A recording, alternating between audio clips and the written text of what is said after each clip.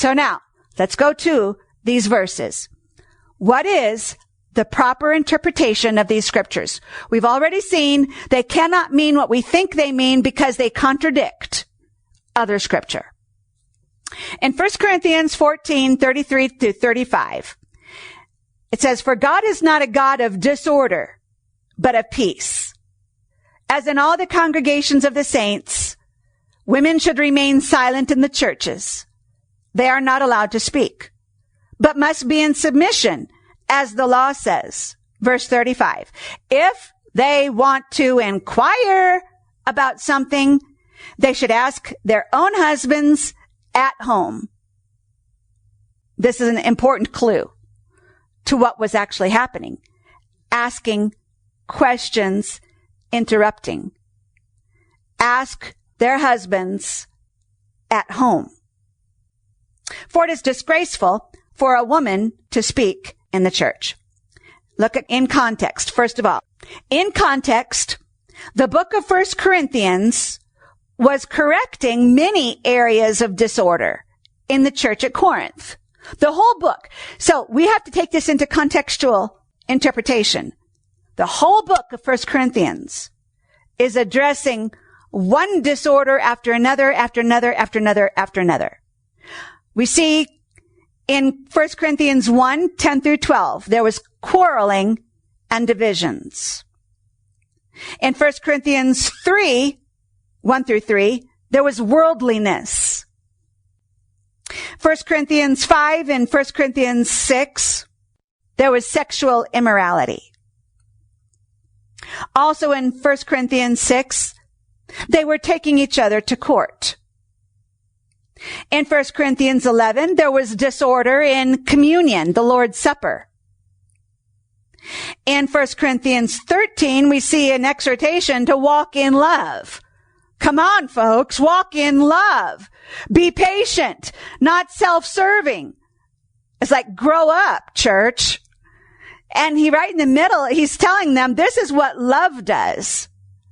And then in 1 Corinthians 14, he spoke about disorder in the operation of the gifts of the Spirit.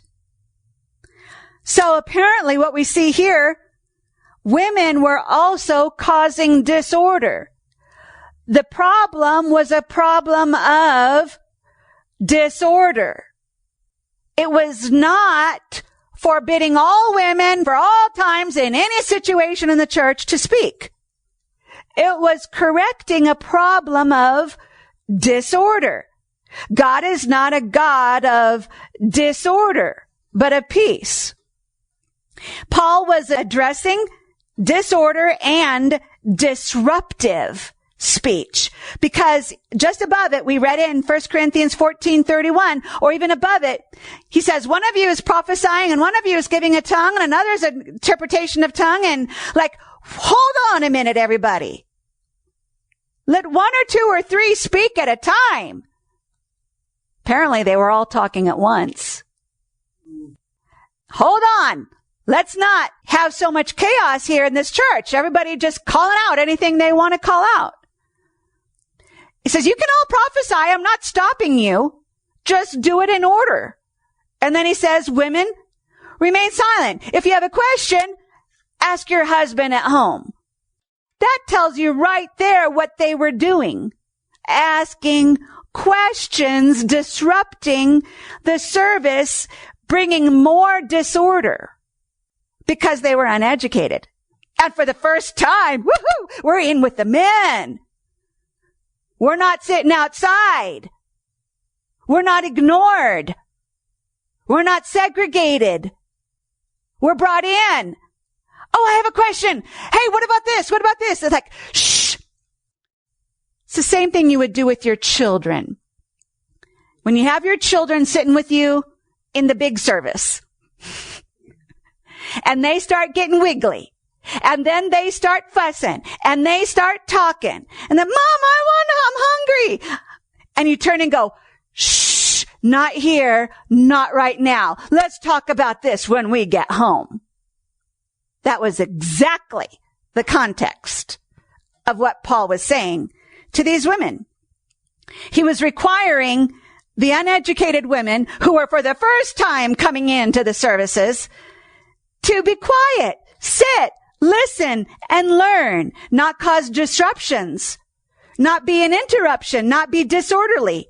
If you have a question and you want to inquire about something, ask your husbands at home. They've been the ones studying this their whole lives. Ask your husbands at home. In other words, shh, don't talk in church. We'll talk about this when we get home. So it was all because of the disorder and their probably enthusiasm. I'd think. We're in here.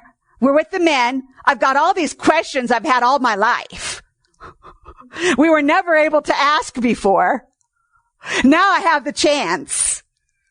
Well, just don't do it in church in a disorderly way. Why don't you bring all those things up with your husband at home? And when you come to church, bring things in a very orderly way. Let's not have chaos. God is not a God of disorder, but of peace. That's exactly what he was talking about in this situation. The context even tells you they were asking questions in a disorderly way that was disruptive. And so it was not silencing all women for all time in all situations. It was bringing order to the service. Well, then what about 1 Timothy? It also has something very similar, but different.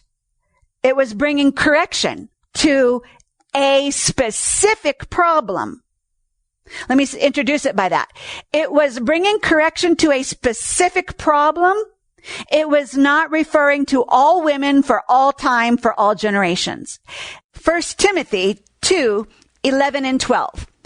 And in the King James Version, it says, "Let the woman learn in silence with all subjection.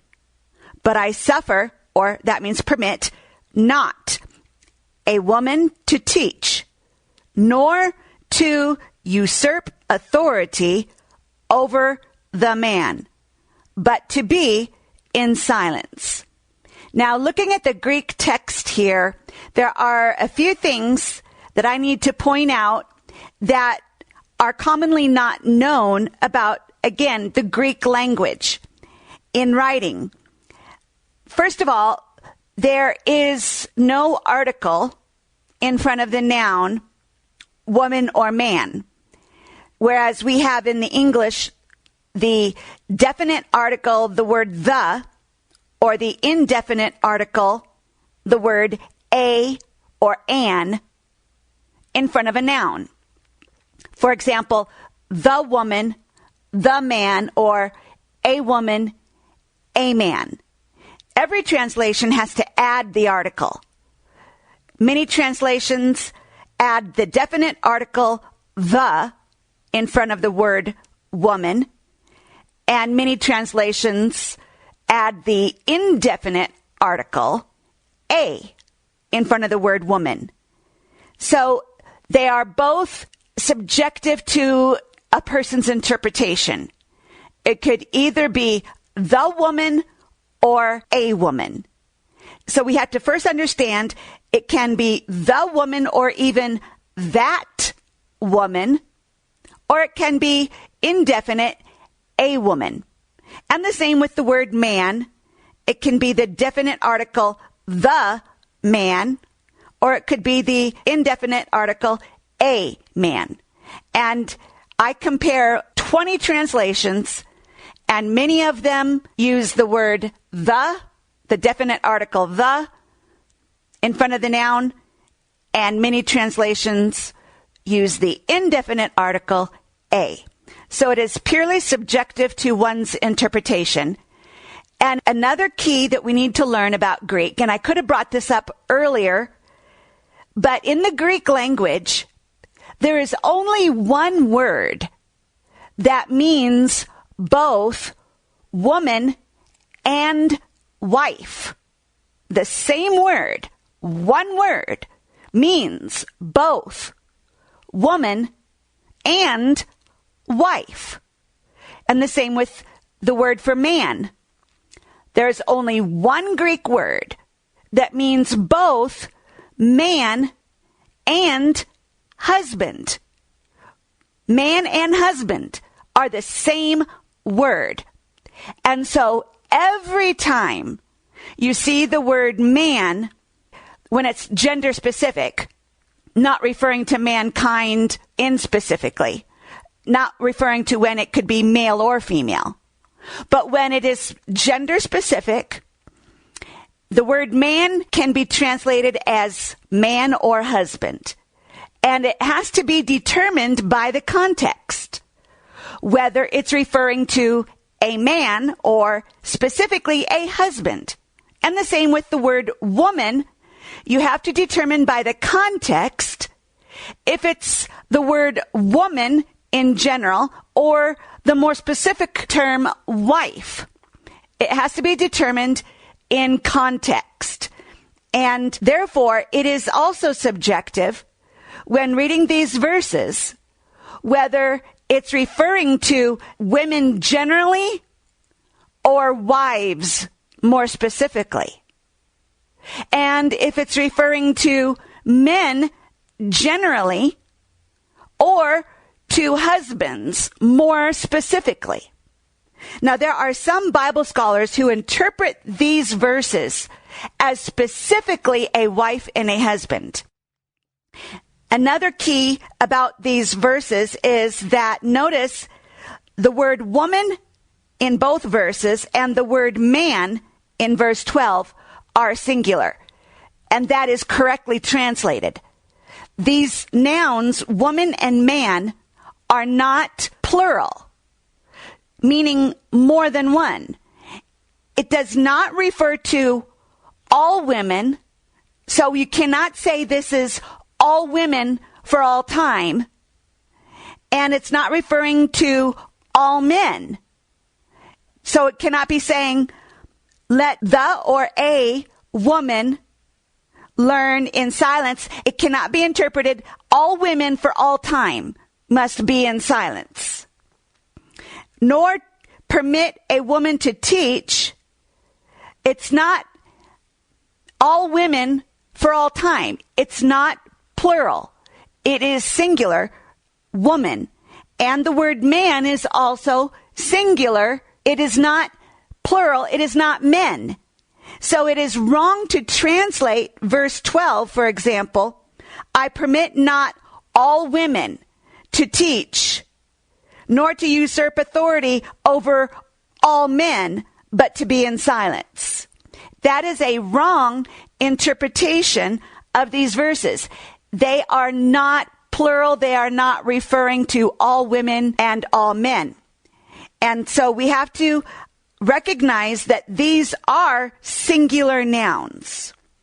And then the word silence in both verses, in verse 11 and 12, is the Greek word hesukia and is elsewhere translated quietness. The lexicon defines it as the opposite of causing a disturbance or orderliness. So this word is also similar to the verse we read in 1 Corinthians 14, requiring orderliness rather than chaos. In orderliness, not causing a disturbance. A different Greek word, sigao, means to keep silence and hold one's peace. And that is more commonly used when referring to silence or to a hush or remaining completely silent. That is not the Greek word used in these verses. It is the Greek word hesukia, meaning quietness and orderliness. Now here in 1 Timothy 2:11, which is used commonly in tradition to silence and subjugate woman, the woman is singular, and the word silence means quietness and orderliness. So it actually reads in the Greek, because the word let is not in the Greek either. And remember that the word woman can also be wife. And we recognized in 1 Corinthians 14 that women should ask their husbands at home. It could also have been translated, let wives ask their husbands. And here in 1 Timothy 2:11, you could read it like this. Let a or the woman or wife in quietness learn in all submission. It puts in quietness in front of the verb learn. Let the or a woman wife in quietness learn in all submission. Now, this verse is not subjugating women to be silent. It's actually giving permission to women to learn and to do it in an orderly way. The New English Translation makes a note here that says verse 11 actually gives a positive statement that a woman should learn. This was a radical and liberating departure from the Jewish view that women were not to learn the law. That's the New English Translation notes. So this was actually a positive verse which church tradition has abused and taken it to silence all women for all time. And that's not what it means. It actually means to learn in quietness and in submission. It gives permission to women to learn. And then verse 12, but I suffer not or permit not a woman or that wife to teach.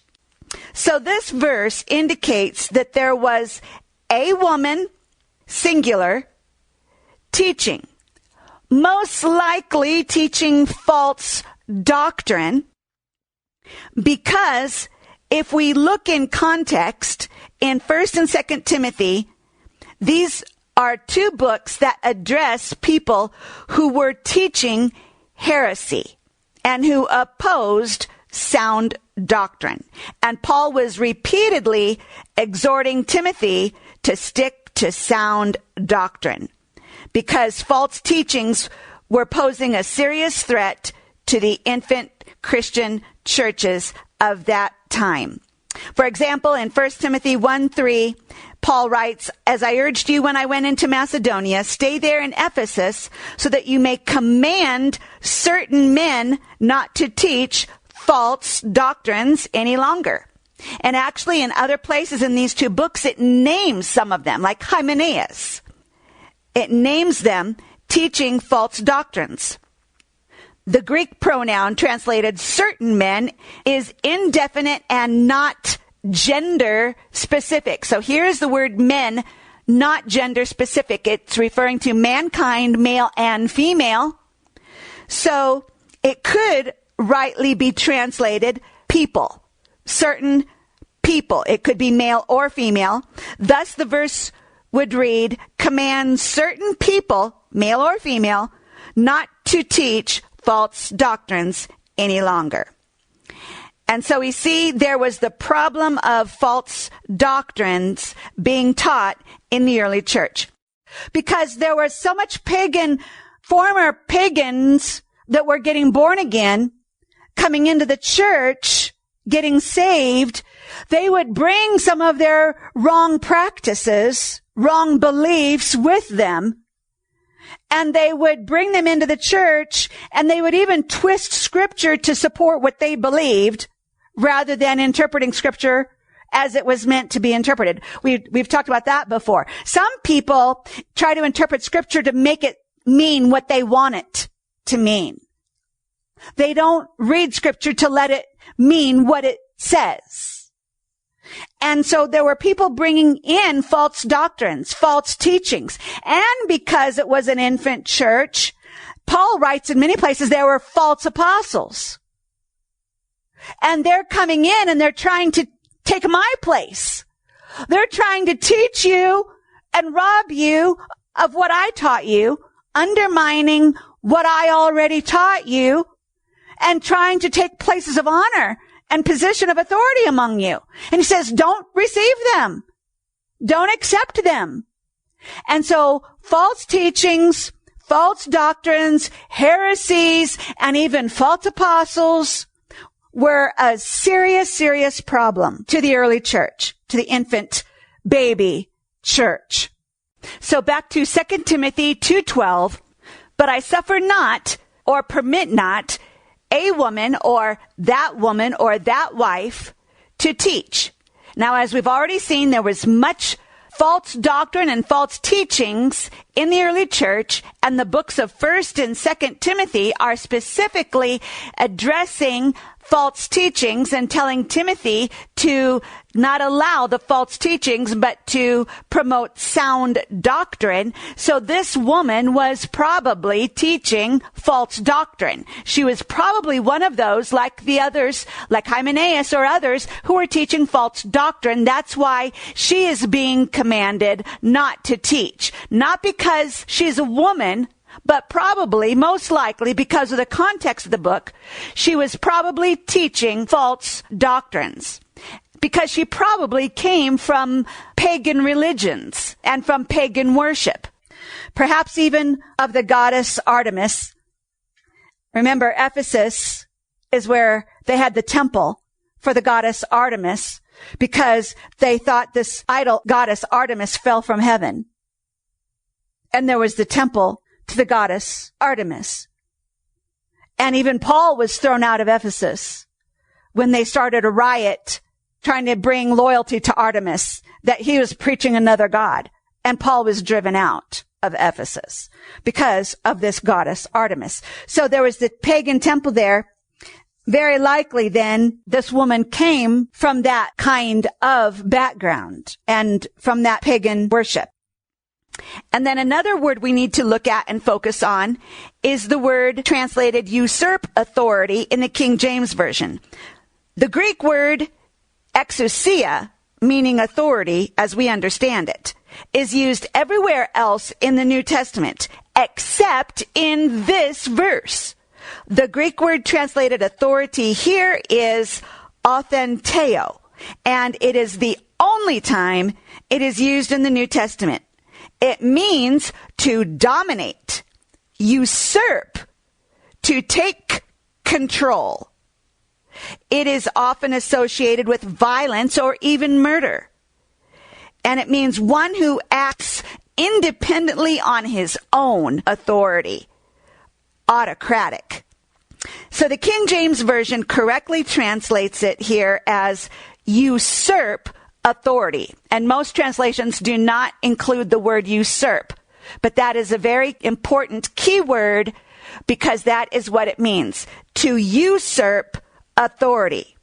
So this verse indicates that there was a woman, singular, teaching. And so again, as I said, there are Bible scholars that actually interpret this as referring to a specific wife and husband, not just a general woman or man. And they are singular nouns, woman and man, or wife and husband. The woman could be translated wife. The word man could be translated husband. And so it could be woman or wife, and it could be man or husband. There are Bible scholars who believe that this was referring to a specific wife and husband, that there was a wife who was teaching false doctrine and usurping authority over her husband. And it was as though Paul was writing to Timothy and saying, you know who I'm talking about. I'd even, in my interpretation, put in that woman who is usurping authority over her husband or man, the man. Not all men, just the man or a man. That woman should not be teaching, and she should not be usurping authority. And so you see, it was very, very limited to a one woman, one man situation. One woman and one man in one situation in one church. This clearly does not refer to all women for all time not being permitted to ever teach nor to ever have any position of authority. It's not using the word exousia, meaning to rule. It's using the word authenteo, meaning to usurp and take over control. And that is the literal translation of these verses. And so we see that they are not silencing all women for all time. And this does not mean that no women can ever lead or have positions of authority. As we have already seen, many women in the New Testament did have positions of authority. Just look at Priscilla. She taught Apollos. She was a woman teaching a man. So this cannot refer to all women for all time, or Priscilla would have been out of order. And all the other women that we named in the New Testament who were apostles and pastors and deacons and prophetesses, those women clearly prove that these verses cannot refer to all women for all time.